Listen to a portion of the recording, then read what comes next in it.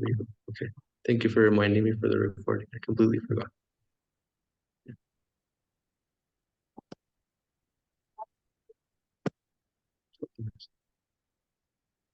أعوذ بالله من الشيطان اللعين الرجيم بسم الله الرحمن الرحيم وبه نستعين. So lesson number 7 and lesson number 8 will be taught today, inshallah. So again, before we start and commence the new lesson, there's some questions that I'll ask. These are review for the previous lesson. And if there are questions there that I've asked that you don't know the answer to, that's okay. Then that basically serves as a great reminder for us that we have to go back and figure out the answers to those questions from the previous slides that were shared, or previous lesson that was said, or previous notes that we took. I won't give you the answers in this session because I want you to go back and refer to your notes if possible, right? So I'll only ask the questions to kind of lead you towards understanding whether every aspect of the last session was fully understood or not. And then if it was, then alhamdulillah. And if it was not, then that tells us exactly where we have to return to in the last section that we covered, lesson number 6, and see what it is that we might have missed. So let's continue now. The review. So there's 5 questions which I've asked you here, and these 5 questions are meant to serve as a review. Um, um, so if you're able to answer these questions, so what is li and what does it do basically when it comes on a verb which is mudari? What amal does it have? This is an amil, something that causes an effect, and it has an effect, but what's the effect of it basically? Then I said, what is la? So I've given the translations here. Some of them had multiple meanings associated with them. So you have to go back and see what were the conditions for those if you don't remember them exactly. And this will serve as a great means of reviewing our notes. What happens when we review our notes in increments? So for example, if you review your notes 1 week later or 2 weeks after you've actually gone through them in class, what happens is it further solidifies that notes and that understanding for you. So my hope and my goal is that throughout these few sessions that I'm your teacher, inshallah, I'll be posting in the beginning of the slides certain review questions, which are probing rather, basically to see if you understand that which was taught or not, right? And the goal of it is just to identify for yourself now areas where you need to focus when you go back to your notes. And it also should give you motivation to go back to your notes if you didn't, or if you're not able to answer any one of these 5 questions. It should serve as motivation to go back to the notes and look at them once. Okay. So what is lam and what does it do? There were 2 meanings of lamma that we mentioned in class. So if you put in, and we talked about certain friends of in as well and what effect they basically have.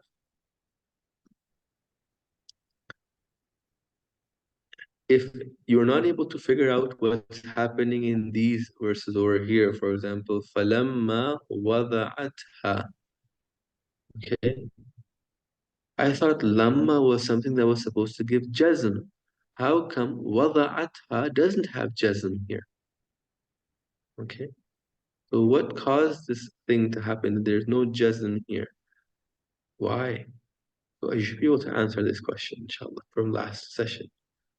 The translation for lamma here is when. What was the condition that had to be met such that the translation for lamma turns to when? These are leading questions and probing points that I'm mentioning to you that should assist you when you go back to your notes and refer to them for lesson number 6. Okay. وَلَمَّا يَعْلَمِ اللَّهُ الَّذِينَ جَاهَدُوا مِنْكُمْ. Okay.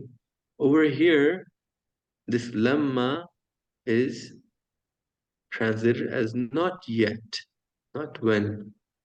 What conditions were there in the Arabic that allowed for the translator to translate this lamma as not yet and not when?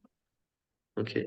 A secondary question, this question I'll give the answer to here, is that this second lamma here was supposed to have an action it was supposed to make the ya'lam have a jazm to it, right? But if you notice, the meme has a kasra to it here. If you notice all the way over here, the meme has a kasra on it. Okay, can you guys see my mouse pointer? Yes. Yes. Okay. So the reason this has a kasra on it is for the ease of pronunciation. وَلَمَّا يَعْلَمِ اللَّهُ, right? It's this kasra here is more for the ease of pronunciation. But if we were to remove everything else in the verse and just bring lamma and ya'lam, it would be exactly that. It would be ya'lam with a sukoon on it. It would be majzoom. Okay? Ya'lam being a fi'l al-mudari'. Okay? So this is one small point that I wanted to mention here. Other than that, the rest of the questions and the probing motivation that I gave right now should serve, inshallah, its purpose and make you go back to your notes for any one of those things that I mentioned that you didn't understand or weren't able to answer right away. Which is okay, but it just should serve as a means for us to go back now and look at our notes. But today, inshallah, today we're looking at lesson number 7, Huruf al-Nasibah. Okay. There are certain huruf which come upon a fi'l al-mudari, that when they come upon the fi'l al-mudari, they do an action. They're actors, basically. They're amil. What's the action that they do? Well, similar to the previous session, these huruf also cause an action on the fi'l mudari. What do they do? They turn it into a mansub, mudari mansub. Okay. So the words that can cause a mudari to have this mudari mansub occur, right? Some of them are listed up here. This book does not dive into all possibilities. It dives into only some of them, and some of them are listed right here. So, for example, li is one of them, k is one of them, and the different conjugations of k is brought as well for us to see that how does k conjugate. Okay. As well, we have an, okay, we have hatta, and we have lan. Okay. Certain times it's important to know that whenever we have an, this is not going beyond the book. Okay. When we have an, sometimes there's a fa that you would see that comes after the an. Okay. When an takes its place, or when an is hidden, for example, let's say hatta has come and it's caused some form of a change in the verb, right? There will be a fa which follows after that, and this fa has a lot of specific rules associated with it. When is it allowed for this fa to come? When is it needed for this fa to come? These are the two types that you have to keep in mind. The details of which of this goes beyond beyond the level of this course. But this mention that this fa is definitely linked to that an which is hidden sometimes behind hatta and so on and so forth. I thought that was important to mention here. Now on the right hand side over here, you can see there's a chart here that I brought from your text. This chart, very similar to the previous unit, outlines exactly how the conjugation of a fi'l mansub takes place. Okay. In the previous unit, we saw that the lamul fi'l, the letter lam of every fa'ala, yaf'alu, right, would turn into a majzoom, right? It would become sakin. In this case, for af'ale mansub, fi'l mansub, you would have the lam take a fatha instead, like if you see over here. Liyaf'al. So some sort of an amil has come on top, which is li in this case, right? And it goes and it converts the yaf'al to liyaf'al. And there's a la on top, liyaf'ala. Okay. Now, in the similar case as majzoom, the af'al al-khams, these are the ones that the alamat of the jazm was that the noon disappeared. all the places where the noon taken away was the alamat for jazm, those same places the alamat for nasb holds as well. And it's the same thing, it's the disappearing of the noon. So for example, liyafa'ala, there was a noon here, it disappeared. Okay. Now remember, there's this word right here, the plural of the third person feminine and the plural of the second person feminine. I had asked you guys previously and you answered very correctly why the noon stays here. In this case, can somebody answer me again? Why does the noon stay here?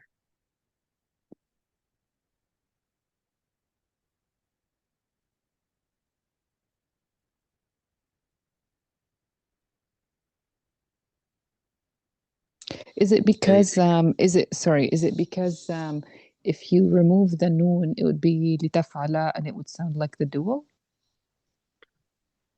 Um, that's not the reason we gave last time, and no, that doesn't link with that. That's a reason behind the similar sounding nature of this word, correct? But it's not necessarily the reason why the noon doesn't take the amal of the lam. See, we mentioned last session that these letters that come about, these amils, these letters that cause change to a mudare and convert them into mansub, they only affect the places of raf, the alamat of raf. So whenever there was a dhamma, it changes the dhamma to a fatha.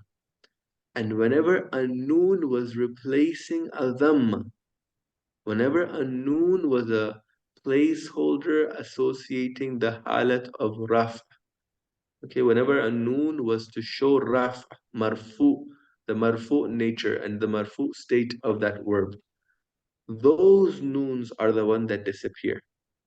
These two particular noons, that ones that I've shown here, that I asked you, the plural third person feminine and the plural second person feminine, both of these noon are actually indications that it's a female that's being referred to here, right, as the fa'il.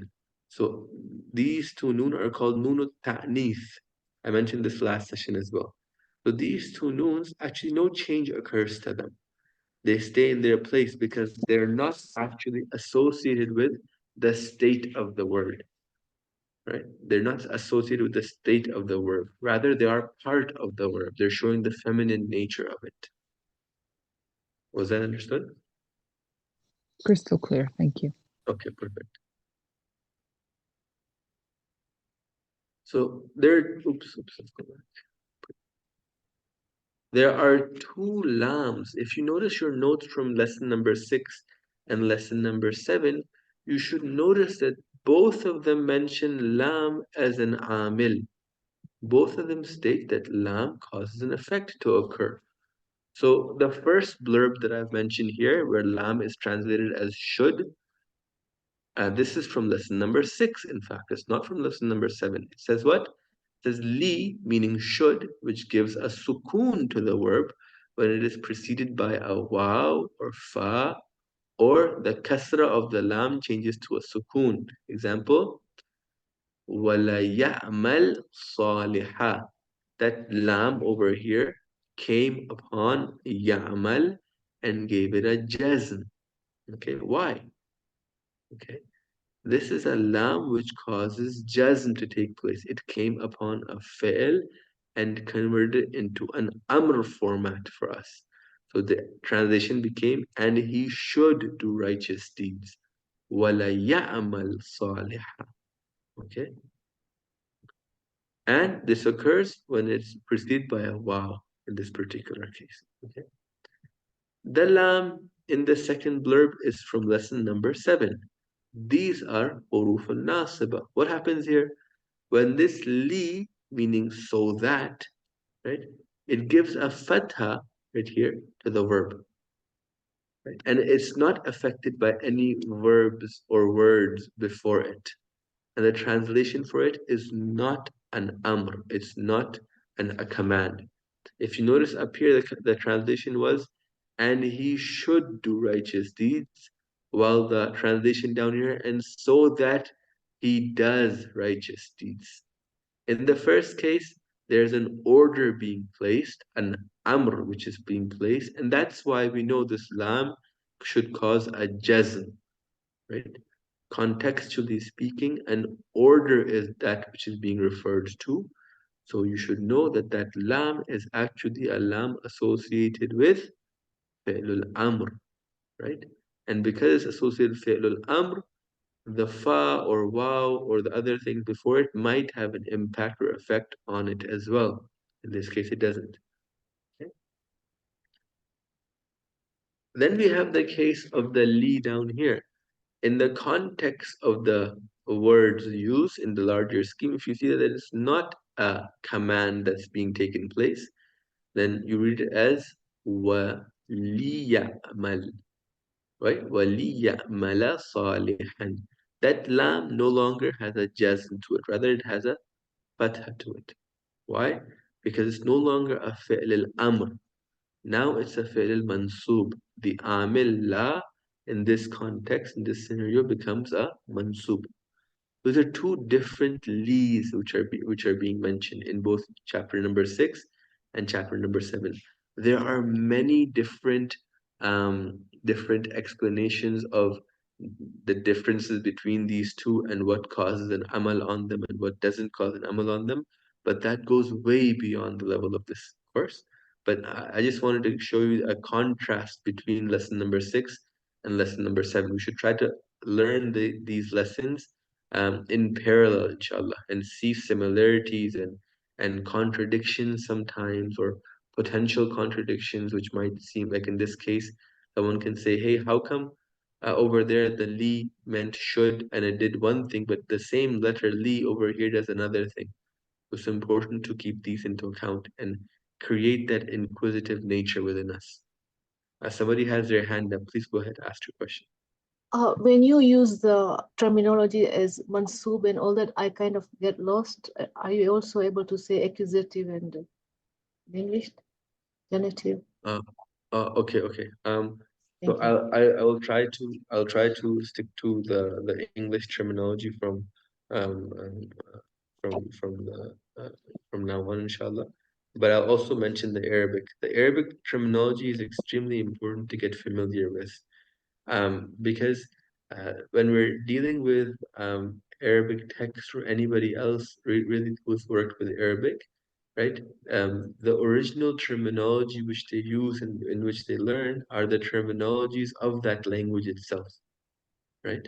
So, for example, in English grammar, no matter who is learning English, when they talk about the subject and the object, they'll remember these terminologies, subject and object, right? If they translated those words to their language and only work with that, they're creating a handicap for themselves. Why? Because when they encounter other people who've learned the language, or if they encounter other situations where they might have some text before them, which is in that language or referring to the language, most often time text will have the original terminology listed there.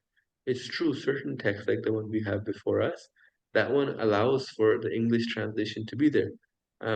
But most texts will have that Arabic there. So if at all possible, we should try to familiarize ourselves with the Arabic terminology for these special cases if possible. So not everywhere, but at least for these states of the words that are in the Arabic language, like marfu is a state where the dhamma takes place. Mansub is a state where the fatha takes place on the i'rab of the word, right? Majzoom is a place where the sukoon takes place. Okay. Right? And for asma, for ism, which you already covered, we have one more state. What's the last state that an ism has? But a verb does not have that state.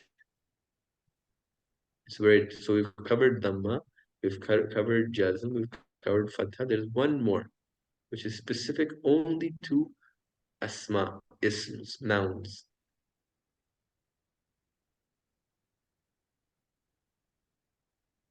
Is it Damaten? It's not dhammatain, it's kasra.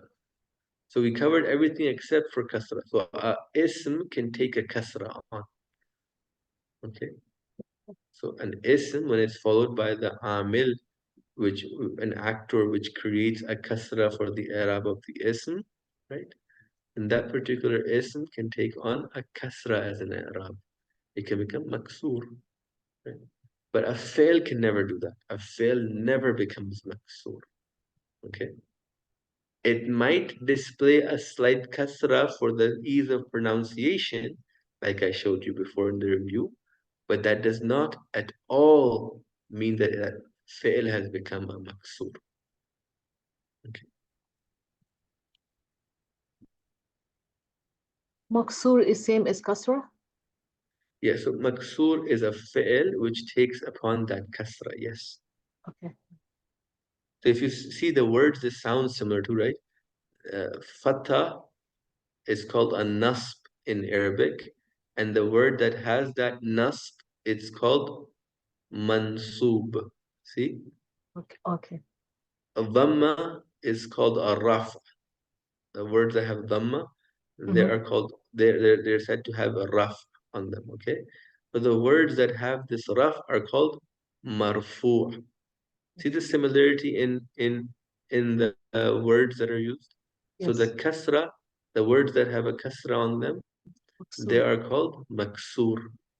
Yeah. In a similar manner, words that have jazm on them, what are they called? Maj- Majzoom. Ahsan. Okay. So this capacity to go back and forth and be more familiar with these Arabic terminologies really sets the standard for those people who are now going beyond just learning Arabic in their own language, but rather opening that door slowly, slowly towards being able to interact with the language as that language, which is extremely important for us as students to try to aim towards. Not saying we have to do it right away, but there's something to start to familiarize ourselves with. And one way we can do that is by looking at just some of these terminologies in that language. Somebody has their hand up. Please go ahead and ask that question. Yes, sorry. As I was going through the notes, I was wondering because we say this is Quranic Arabic, do all these rules apply to regular Arabic or most of them are related to just the Quran? Um, See, when you're saying regular Arabic, what do you mean? Do you mean Fusha? So Arabic Yeah, like language right Fusha, now. like as in like let's say I'm reading the newspaper and it's written in Arabic. Do are we looking at the same like when we talk about Li, for example? Um, and you went through the two definitions and how they do Yeah, mansub and yeah, yeah, marfu. yeah. So is it the same as the Ahsan. Quranic Arabic? Ahsan, yes. So, and whenever we're looking at the official Arabic language and the official Arabic language, the rules which we're being taught here do apply. They are the same, right? Certain words may have different meanings though. For example, as a word might be used in Old Arabic to have a specific meaning in the Holy Quran, but over the time, that word might have changed its meaning in today's Arabic, in current days Arabic. Okay. Another thing is to note is that the sentence structure in Old Arabic is drastically different than the sentence structure in New Arabic. Okay, so sometimes you'll see and notice that the sentence structure might have changed. That's okay. But overall, the general rules that we're being taught here, the official Arabic should abide by that. Now, that does not mean that the dialects abide by that. Unfortunately, the people who speak Arabic in each country, in each tribe even, right? They actually speak Arabic specific to their own tribe, which is almost like a new language when you compare it to Fusha, where they even mispronounce or change the pronunciation of certain letters. Okay. So for example, qaf turns into gaf. okay, in some languages. Ha, for example, for people who are from Kuwait, instead of saying, let's say, somebody, like say a husband wanted to tell his wife that they really love their wife, right? They wanted to say, "Ana uhibbuk." This is the official way of saying "I love you." Okay, but somebody from Kuwait would come and say, "Ana uhibbik." At the end, the kaf turns into a cha. Okay, so we colloquial Arabic um, does not follow the grammatical rules at any level. It's entirely based on the tribe or the way that they speak. So they might even change they might change the words, they might change the sounds of the word, they might shorten the word, they might change the Arab, they might not look at the Arab at all whatsoever, right? So if you look at the various latmiyas that are in Arabic, and if you were to write those down, they do not have Arab the way that they should have Arab. They don't have the words the way they should have those words. They're entirely local dialect. It's almost like a different language. Perfect. So what Thank we're you. learning here today is Fusha. It's meant for the Holy Quran, the Ahadith, and as well help us in any official caliber, the newspapers and books that are officially written. So these are areas where this language will assist us and help us. It will Perfect. also help us in terms of figuring out what the colloquials are trying to say. Okay, and we can kind of understand and appreciate what changes they've made, because now that we know what the original should be like, then we can appreciate and understand what changes they have made. So for example, in my personal story, and now in Medina, when these guys are speaking their local language, I tell them, do you mean to say this? And I tell them the Arabic phrase, for example, right? And then they would say, okay, yeah, we meant that, but this is how we pronounce it, this is how we say it. And I can see then why they're changing and what they're changing, basically. Well, this is something important to keep in mind. Okay, Thank you very much. for your service. K. So K can come in these three forms that are presented here. Okay, so if you look at this particular verb and the verse that's up there, what does this what does this amil do? This amil comes on top of a verb and it changes it, right? It changes it how? It makes the verb a mansub. So if you look at the verse up here, can somebody tell me what change took place and where it took place? So كي لا تكون دولة بين الأغنياء منكم. This is talking about fay. So in Surah Hashr, Allah subhanahu wa ta'ala uh, basically allowed for the Holy Prophet to get a whole bunch of property and land and so on and so forth and money without the need for any war, right? And that particular thing that they get is called fay. And Allah subhanahu wa ta'ala explains that what is fay and what the purpose of that fay is. And here he says that I don't want this fay to be returned to the rich amongst you. It's meant for the Holy Prophet to do with as he pleases, and basically you people don't covet it because you got it without even lifting a sword or riding your horses for war and so on and so forth. Allah can provide that to his prophet, and then it becomes the property of his prophet. It's called faith. So one of the verses there, verse number 7, a portion of it, K comes in. كي لا يكون دولة بين الأغنياء منكم. So can somebody tell me what's taking place here? What's going on? What has the K done?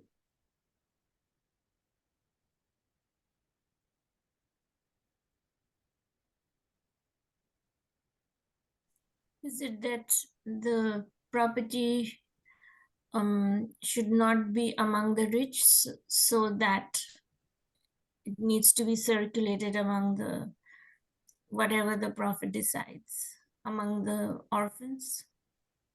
So meaning-wise, you're correct. So meaning-wise, that's exactly what's taking place. As a grammatical rule, I want to ask you that the K has come. So typically you would say la takun or you say yakunu, right? But over here, what's happening? The K came and it became Accusative. Yeah, لا يكون. What's an Arabic word for accusative?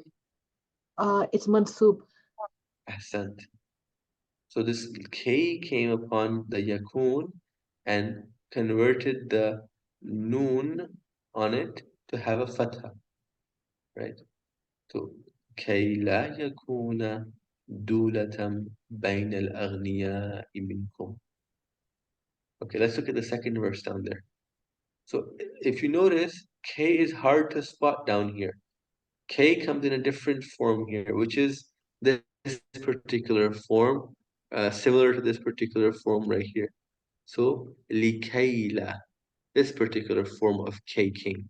Okay, why this particular form came and what exactly is the differences between this form and the previous form in terms of its meaning? Again, that's beyond the level of this class, but know that there is differences. Okay, likayla ta'saw ala ma fatakum. What's going on here? Negation. Likaila. Negation. Negation. So what type of negation is taken on? What's being negated?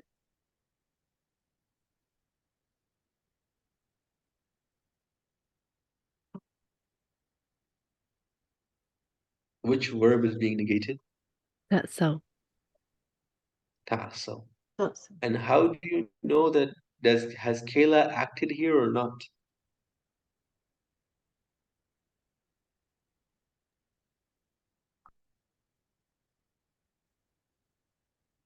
Is it lam. yes, because it's missing, sorry, is it missing the noon? So the amal of Kayla was what?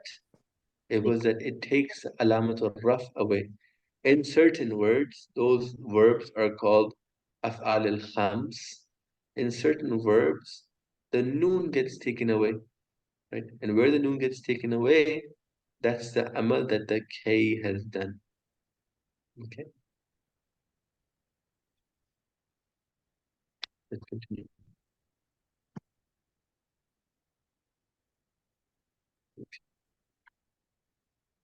So an is extremely important to understand. Why? Because an does a lot of things in the Arabic language, and it comes in a lot of ways. Some of them are apparent, others are hidden. So many times you would have certain words, basically, which would have an unhidden behind them. So if I was to tell you, when you have hatta, lam, fa, wow, or aw, in these situations, and you see the verb after these five words has become mansub, it's become mansub because there's a hidden an behind them. So in fact, if there was an an, the un hides itself behind these five things. And how do you know there's an hidden or not? When you're reading the Holy Quran and um, the verb is mudari mansub, right? It's mudari, it's the present future tense, right? And it's mansub, then you know that this hatta or this lam or this fa or this waw or this aw definitely had an unhidden behind it. This is going beyond your book.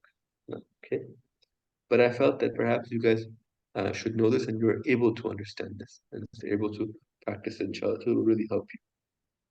So when you're looking at this particular verse, this doesn't have a hidden an, it has an apparent an here. وَأُمِرْتُ أَنْ أَكُونَ مِنَ الْمُسْلِمِينَ.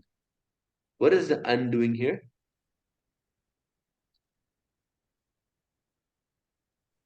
What's the action of the an here? What does it do? So that. So that's the translation. You're translating. Um, what action? What grammatical change is undone? So whenever we talk about what has a certain word done in grammar, we typically talk about the effect that word has had on the i'rab, on the signs of at the end of the verbs or words that are following it, right? So in this particular case, the an, when I say, what does it do? Of course, there's a meaning change that has taken place. And the meaning behind an is that or for that, right? So it's kind of giving that type of meaning, right? Again, these meanings aren't exact. For example, whenever hatta, and other things are used, a slightly different meaning is intended. But again, that is to keep in mind for future sessions. But overall, the general meaning is that or for that. In this case, when we're saying وَأُمِرْتُ أَنْ أَكُونَ مِنَ الْمُسْلِمِينَ, the an has come upon what verb? Where is أكون the mudari? Akuna. What was akuna before? أكون Ahsant. And then what action has an done now? Mansoob. Yeah, it's converted the akun from a marfu state, which is its default state, to a mansub state. Ahsant. So now if you were to look at this particular verse, you know why it's akuna. If somebody recited this verb and said, وَأُمِرْتُ أَنْ أَكُونُ مِنَ الْمُسْلِمِينَ, you'd say this is incorrect recitation. Why? because of You say, why? أن. Because you forgot that the unacted here is supposed to be وَأُمِرْتُ أَنْ أَكُونَ مِنَ الْمُسْلِمِينَ. Right? So even in recitations now, if you have this principle in your mind, you know that when an an comes right away, you know if there's followed by a mudari afterwards, right? And the person doesn't read it as mansub, something is up, right? So keep your ears open for recitations too. Inshallah, you guys slowly will get to the stage where you're able to identify correct recitations from incorrect ones based on what you've learned in the classes so far. And that serves as a great practice for you too, by the way.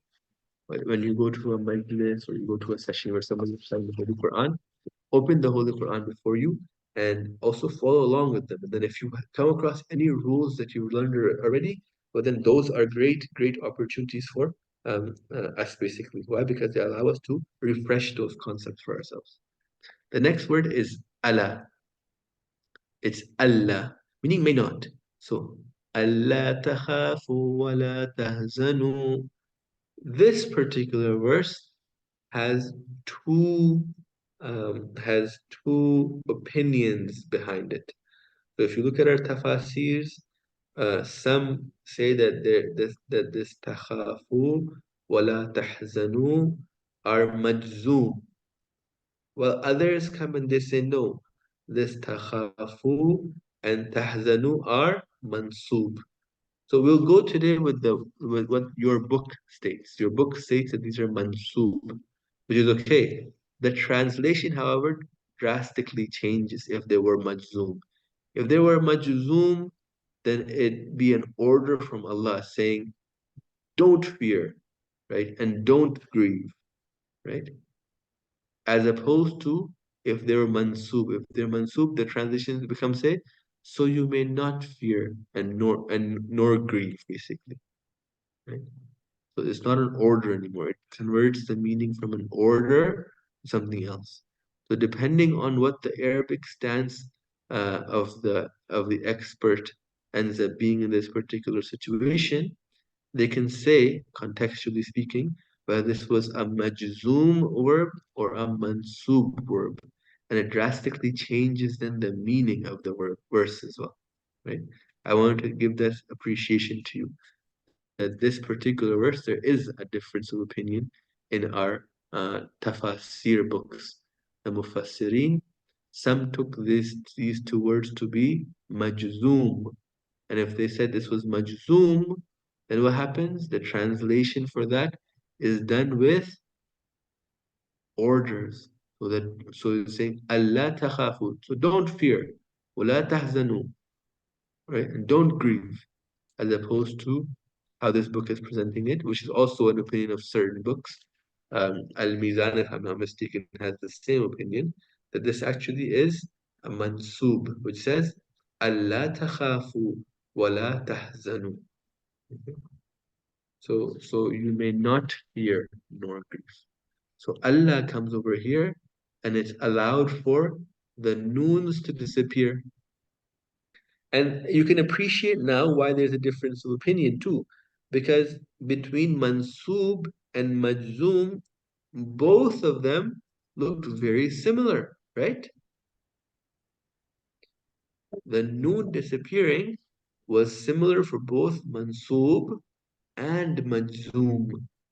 Whether it was supposed to have a nasb on it, a fatha association, if you will, or if it was supposed to have a sukoon and a jazm with it, right? For those af'alul khams where the noon disappears, the alamat al-raf disappears, they become very similar. So this is one situation in the Holy Quran where that does take place, and people then have, people meaning the experts in the science, then occur that they have a difference of opinion. Right? So this is one appreciation of how difference of opinion, even in the Holy Quran, in terms of the translation for it, can occur. Right? We have certain qira'at of the Holy Quran which are appropriate and allowed for us to use, and one form of difference that can appear, I've displayed for you right here. Okay.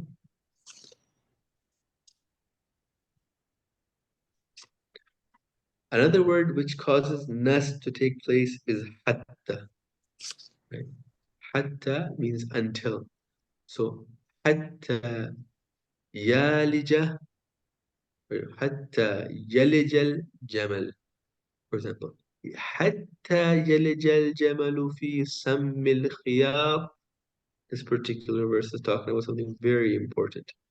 It's basically telling us something that is an impossibility, something so difficult to do, right? So it's teaching us something in comparison to what? How hard it might be for certain rich people to account for themselves, perhaps, right? So it's telling us basically that how difficult certain scenarios will be, and the way the difficulty is shown is how difficult is it for a camel to pass through the eye of the needle? Oh, it's very difficult, if not near impossible. So whatever that particular um, portion that this is referring to, and that shows the magnitude of the difficulty. That's in terms of the meaning.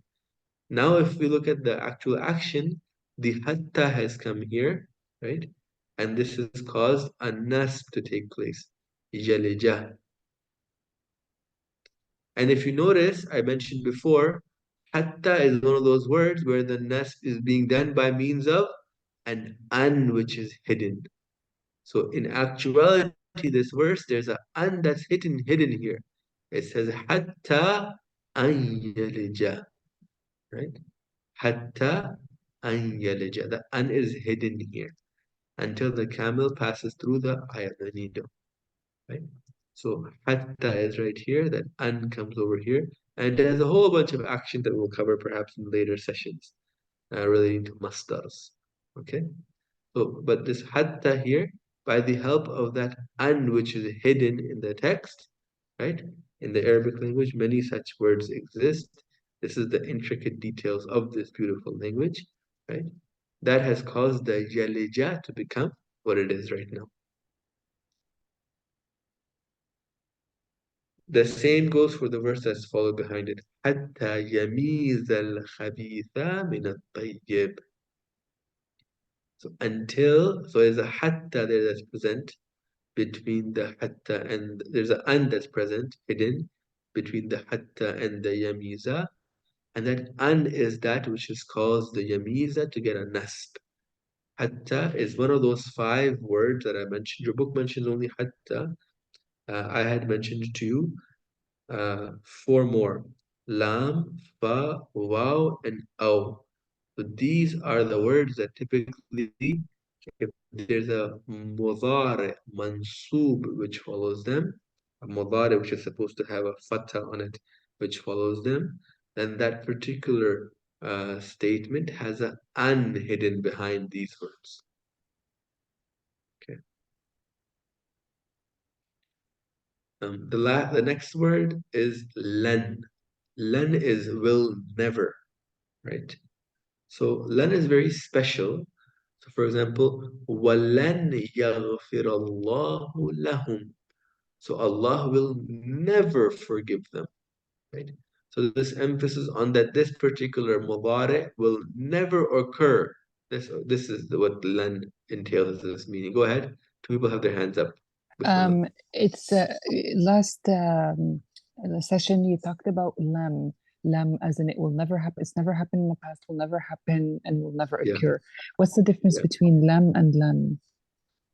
So lam and lan have huge differences. If you remember, lam was like lam yalid, talked about this such an action has never occurred in the past. It won't occur right now, and there's no chance for it to occur in the future. Such a thing is such an occurrence of that fail is an impossibility in its essence.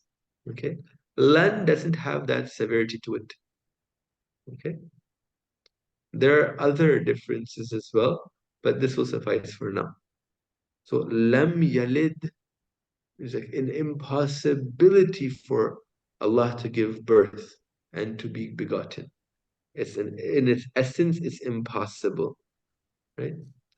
وَلَنْ يَغْفِرَ اللَّهُ لَهُمْ. That particular impossibility is not of the essence. Rather, it's something that they brought upon themselves. Allah would have forgiven them. There is a possibility of Allah forgiving them. But they themselves have committed so many atrocities and such hideous acts that they won't even go towards repentance such that Allah will forgive them. Okay? Was I able to answer your question? Yes, perfectly. Thank you. Okay. Anybody else have a question? Go ahead. Two hands are raised up. So there are two more examples of hatta. Is there no hidden un in the other two examples? In all examples of hatta, there is a hidden an. All of hattas which cause a mansub to take place, that amil that causes that nas to take place, is actually an an which is hidden. Hatta, and then the an which is hidden, and then the verb comes about, which is now mansub. Okay, so the an is that which is causing the mansub fail to become mansub. It's which is causing the noon to disappear or the fatha to come about. Okay. So in any examples of hatta that this book presents to you, and anywhere else in the Holy Quran and official languages, linguistical text, right? If a hatta has caused a fi'l al-mudari to become mansub, there must be a hidden an behind. Okay. Let's try to wrap up this particular chapter. I was hoping to cover 2 units today. Unfortunately, I don't know how much more time do I have. Let's see. Um, does anybody know how much time we have? Unfortunately, my time clock is not showing here properly.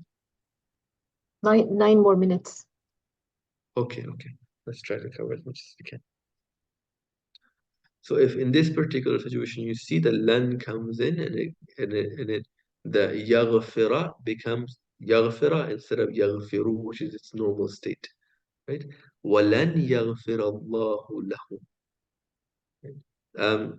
And so Allah will never forgive them. Why? Because they themselves brought this upon themselves, not like lam, as the sister mentioned to us the difference.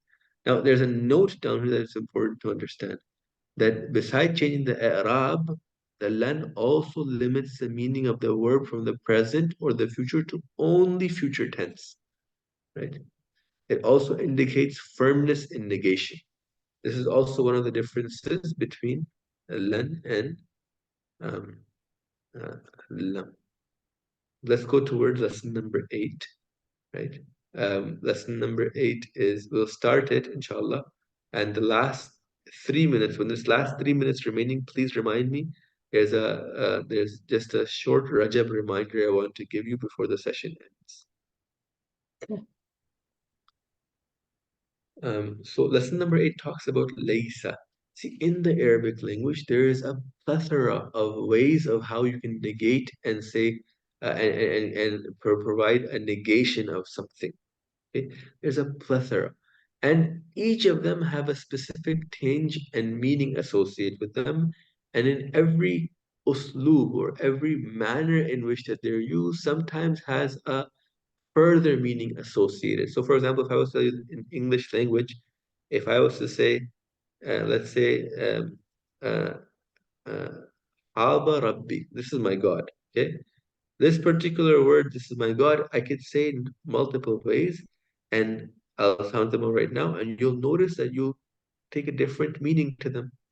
So Hala Rabbi is the word that Nabi Ibrahim says, when he sees the stars or the moon and so on and so forth, he says this particular word, and then people come to a question and said, how come the Holy Prophet now, is he lying over here that he's saying this word?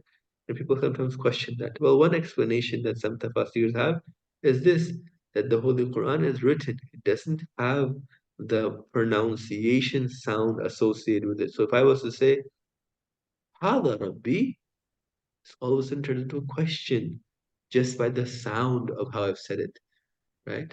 This is my God, right? That way, that how I just said it, becomes almost like an exclamation, like I'm surprised, like in a negative manner, like this can't be it, right? I can also say, Hada Rabbi, this is my God. Now, aside from a negation, I've also put down there too, like I'm putting that thing down, saying that it can't be my God, right? So all these associative meanings come also with the manner in which we pronounce the words, right? So aside from verbs and aside from words which carry a negative meaning to it, sometimes the manner in which the words are said and the way that which words come about also associates a negative meaning to it. That's just a small point regarding negation and negativity when it comes to the grammatical rules of almost any language, really. That sound holds meaning. It's an important thing to keep in our mind. That sound holds meaning. How we say something can drastically change the meaning of what we've said. Are you guys on the same page regarding that? Yeah. Yes. Yes. Yeah, okay. Okay, so laysa, it's weak, or it's an incomplete verb, meaning that it doesn't have a form for, like at most verbs you can have a mudari', madi, and amr, and so on and so forth. Laysa is not like that. Okay, laysa is an incomplete verb in that regards. Okay, it's also weak in the sense that its action is its amal, it slightly has more rules associated with it, which we'll see in this lesson, inshallah, as we go forward. Right. So laysa has been brought over here, and I've shown you guys how the conjugation takes place, right? And if you notice that in the laysa, the ya in some places drops. Like if I'm saying first person, I'm not, I'll say less to, not laysa to. I say less to, the ya drops. Ya in morphology of the Arabic language has very specific rules to it. In some places it must stay, in other places it goes. In some places it changes, in other places it doesn't change, right? So for example, the word hayawan, the ya stays. However, another word which is similar to hayawan, the ya would change into an alif, right? Based on the rules of morphology.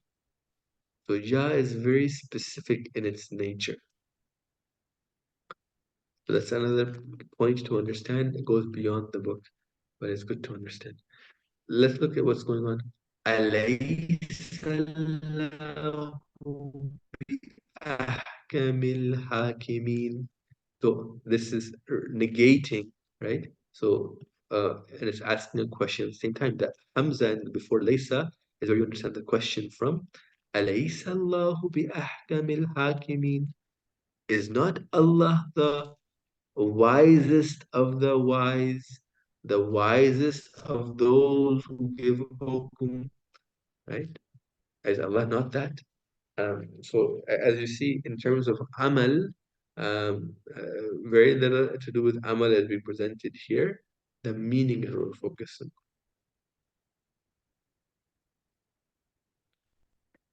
So now, as I mentioned, that there's many ways of doing negation. Some other ones are mentioned here. So in also becomes a word of negation when it's followed by illa. So if you notice this verse I brought to show you, it says, "In huwa illa dhikrun lil alamin." This is no less than a message for the nations, for the alameen, for existence, all of existence, if you will, all of the awalim, if you will, right? This is no less. In huwa illa dhikrun lil alamin. In huwa, this is that, except that it's this. So in huwa illa, this is no less than a message for the alam, meaning that it's nothing but a message for them.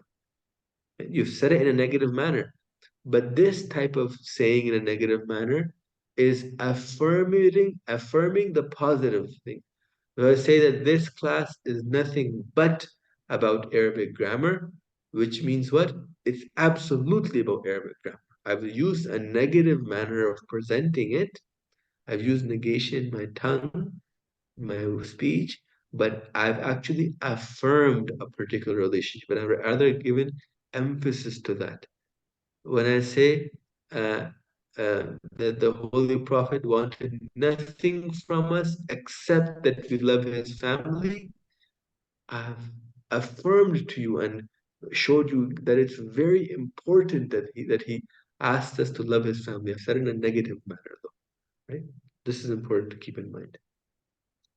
So sometimes in gives the same negative sense even when illa is not there. Again, you have to look at the context of the verse. وَإِنْ أَدْرِي لَعَلَّهُ فِتْنَةٌ لَكُمْ. And I do not know if this may be a trial for you, right? I do not know. In adri, right? So this particular in comes and again it gives us meaning. Remember, all of these words have nuanced difference in how they're negating, right? As you can experience even in your own languages, in English, in Urdu, in Gujarati, in other languages that you might know, when you negate something, how you negate it has intensities to it, has levels to it, has conditions to it, has situations where you would never use this type of a negation, but you'd use it in a different place. Those also apply, and even more so apply in the Arabic language, right? This nuanced understanding takes time to understand. You have to really work with the Arabic language to get to that level. Somebody has a question, go ahead. So when you said wa in adri, it's a negation. Is it because of la Allahu? So I said that even when the as you see the point here is that even without the illah, in itself is giving the negative, right? Negative meaning. So the la Allah is doing what? La Allah is something that may be, right? It's telling you that may be a trial for you. That is la Allah is, that's the meaning that la Allah portrays here. Okay? The I do not know, that's the meaning that the in is bringing in. See, I do not know.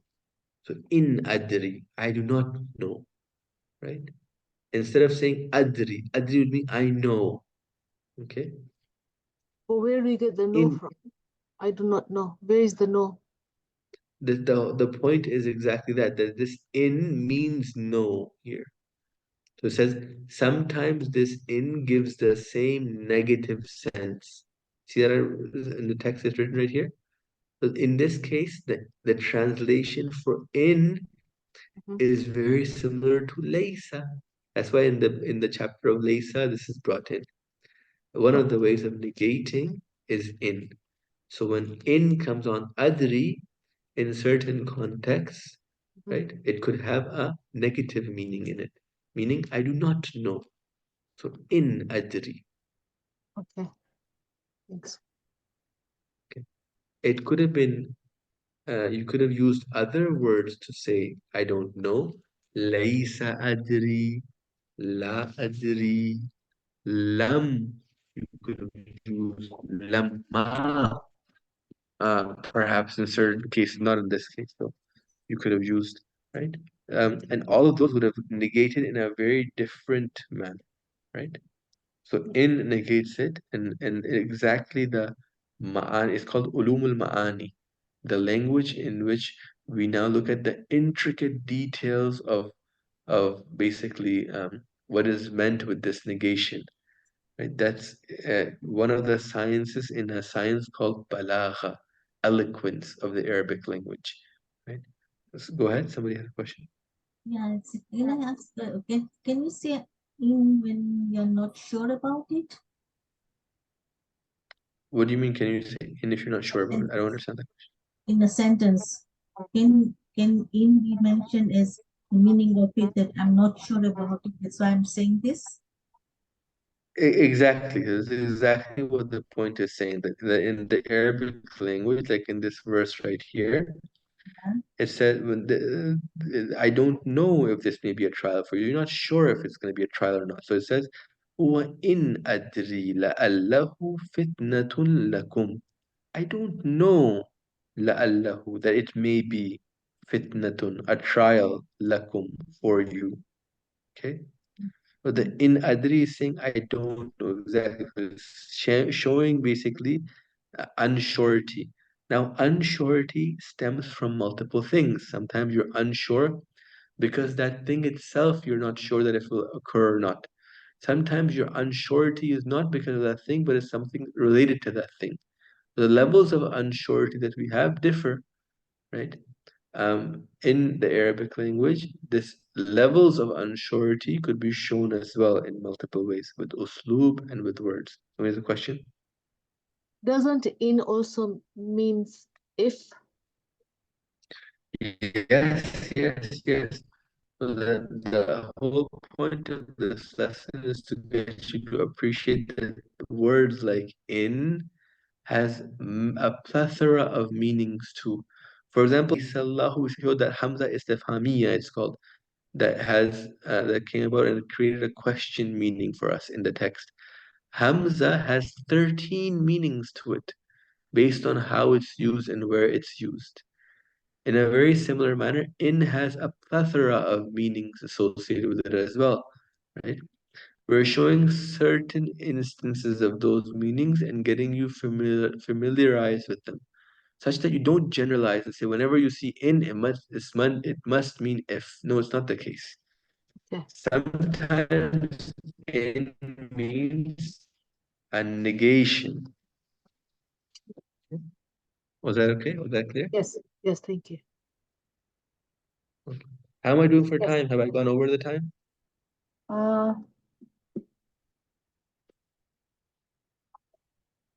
Apparently, yes.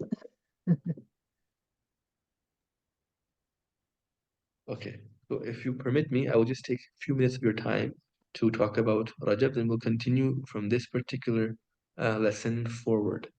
Okay.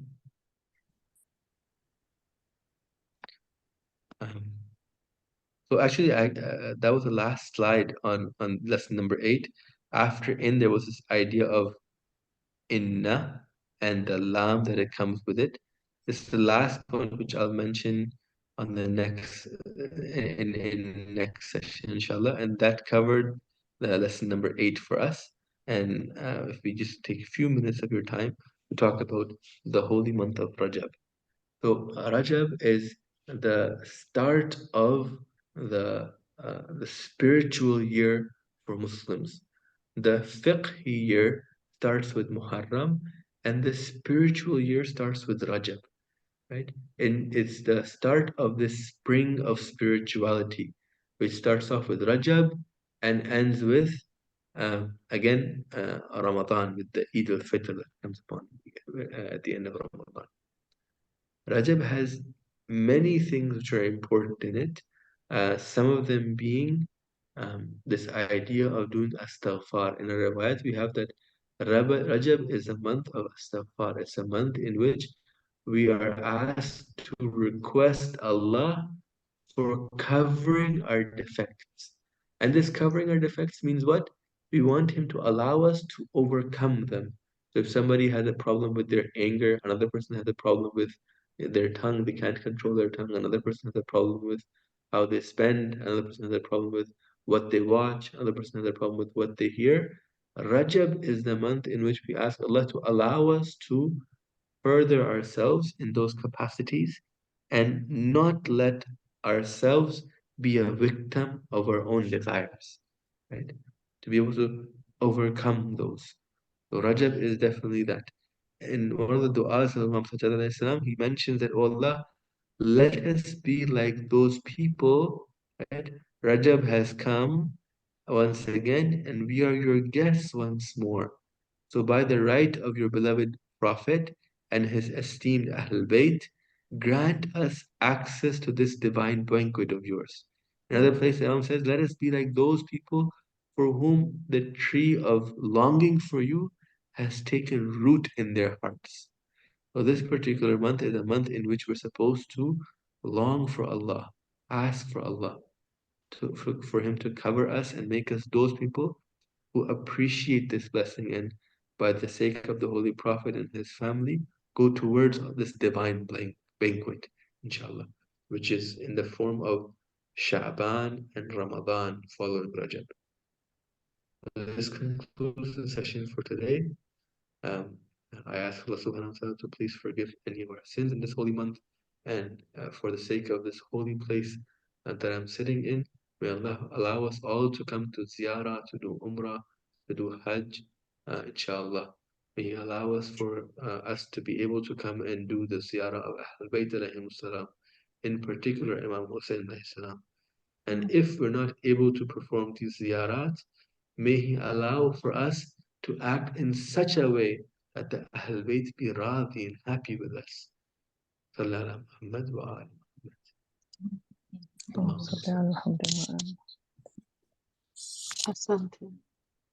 Thank you. That is. Thank you. في أمان الله.